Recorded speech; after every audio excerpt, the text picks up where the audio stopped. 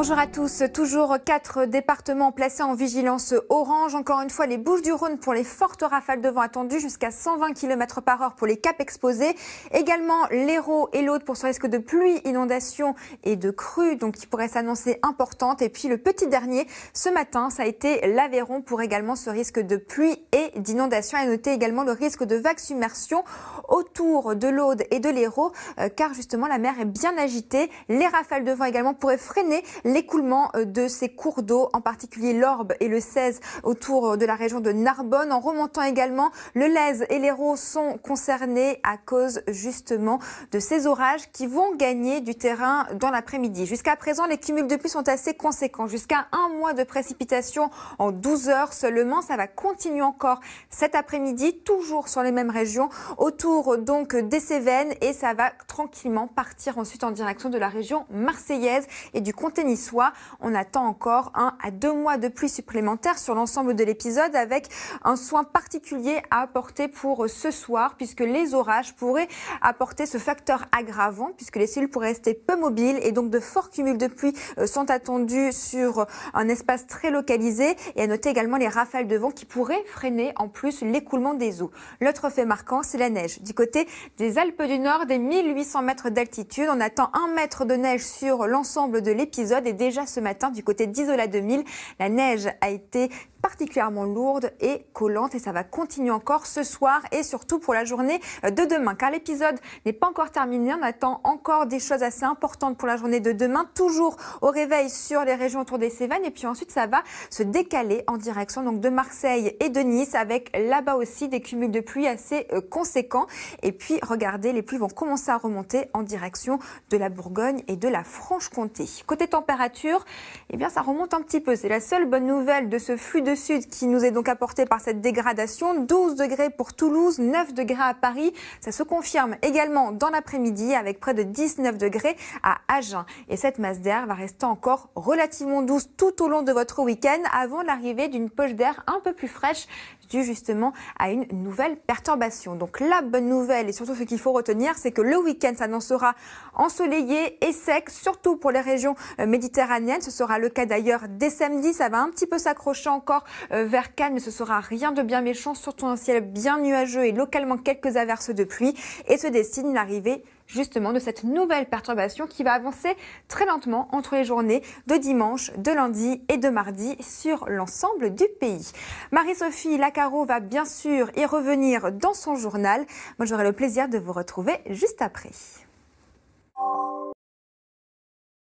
Chloé Nabédian, on est face à un phénomène météo important, préoccupant. Pour autant, est-il exceptionnel, remarquable ? Il est effectivement très remarquable car le niveau d'intensité est particulièrement important, en particulier sur les départements concernés par la vigilance, donc l'Hérault et l'Aude essentiellement, où l'on attend l'équivalent de 3 mois de pluie en l'espace de 48 heures seulement. Les pluies vont ensuite se décaler en direction du comté niçois et de la région marseillaise, où là on attend l'équivalent de 2 mois de pluie sur l'ensemble de l'épisode. Chloé, quand est-ce que le pire est à craindre ? C'est vraiment ce soir et cette nuit où il faut faire extrêmement attention, car il y a les cours d'eau qui vont réagir justement à ces pluies très soutenues. Ça concerne vraiment le Lez, l'Hérault, l'Orbe ainsi que le 16. On surveille beaucoup la région de Montpellier qui a déjà vécu des inondations similaires il y a 2 ans, car cet épisode cévenol se répète assez régulièrement. Il faut dire qu'on a ce flux de sud qui arrive pour le moment et qui ramène cette vapeur d'eau venue des eaux surchauffées de la Méditerranée.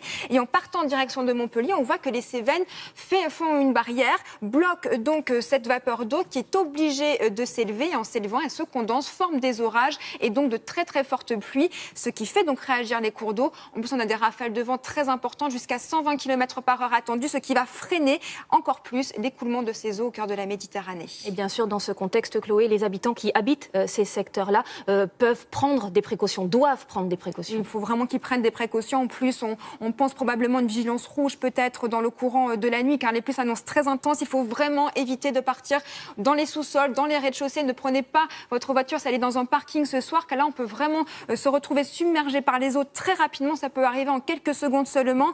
Également, se tenir éloigné des côtes à cause de ce risque de vague submersion. Bien évidemment, limitez vos déplacements, même si vous voyez très peu d'eau sur la route. Des crues éclairs peuvent survenir et justement emporter votre voiture. Et bien sûr, si vous êtes en zone inondable, débranchez tous vos appareils électriques. Merci beaucoup, Chloé Nabédian, pour toutes ces précisions. Et